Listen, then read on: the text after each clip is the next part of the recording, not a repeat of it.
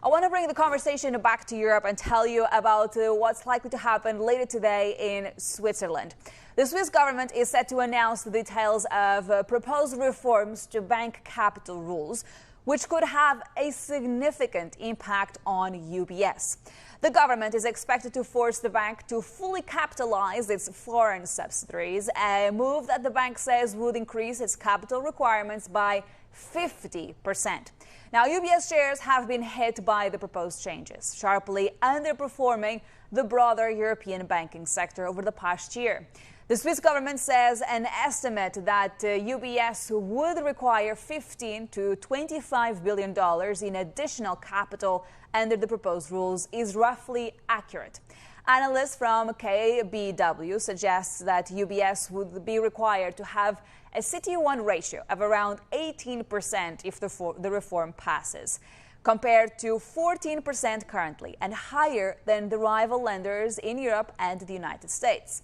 UBS executives have been highly critical of the proposed changes, which the bank says will impact competitiveness. We spoke to the CEO, Sergio Ermotti, about the reforms earlier this year.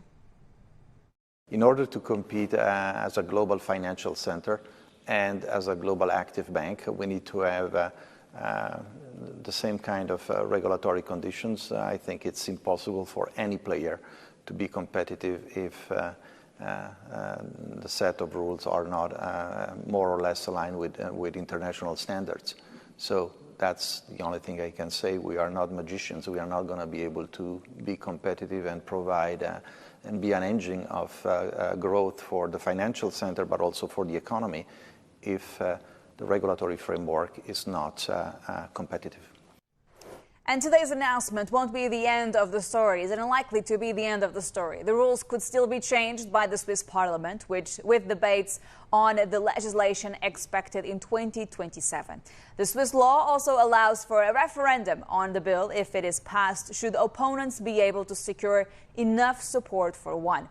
And it remains to be seen how long UBS will be given to phase in the capital changes as well. So a lot of question marks going forward. So let's discuss the outlook for the bank with Anke Reingen, co-head of Global Financials Research at RBC. Good morning, Anke. Good morning. We talk about UBS quite often.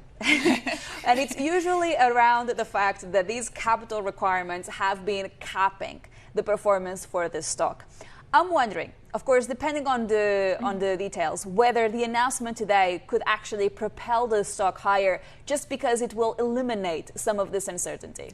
Yeah, I agree with you. I mean, it's obviously created a massive overhang, as you mentioned earlier. I mean, if you compare it to peers, like 30 to 40 billion in market cap underperformance. And I think it's really important that we get, I think it's the question is how much detail do we get? So will it allow us to reset the story, to assess the impact, UBS to respond? And then I guess it depends. It could be reset down or reset up, but we have a base case. And that, I think that's the key thing I'm hoping for, that we're able to assess the situation, UBS will be able to respond and then move forward. But to your point, it might take some time. I mean, frankly, I'm not quite sure what to expect today. It might be 5 pages, it might be 200 pages, Who knows? But I mean, I think it's probably more like 200 pages. And then I guess we have a period of negotiation. And to your point, if it goes through Parliament, which seems to be the base case for the foreign subsidiaries, the most important or the biggest part probably, then it could take time, especially if it goes into referendum.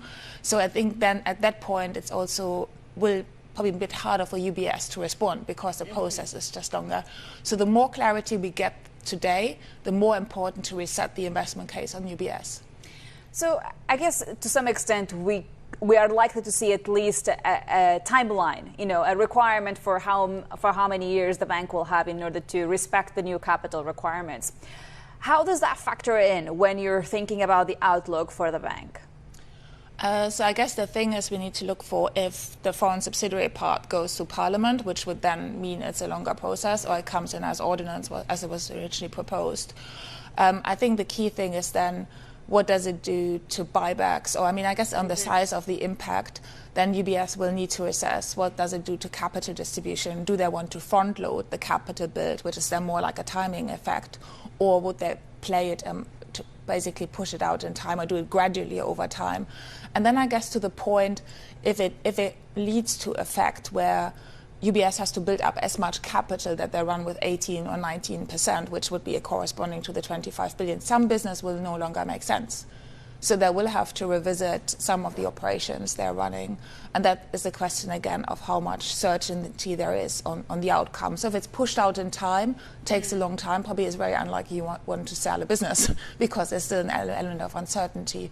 So I think we're looking for impact on buybacks, capital distributions, return implications, and then what UBS measures they will take to mitigate. And they will not offset, but there will be measures to mitigate. And so far, UBS has been really quiet on that aspect for the right reasons, because you didn't know what was coming out. So hopefully UBS will be able to tell us a bit more on what they can be doing in response to the new rules.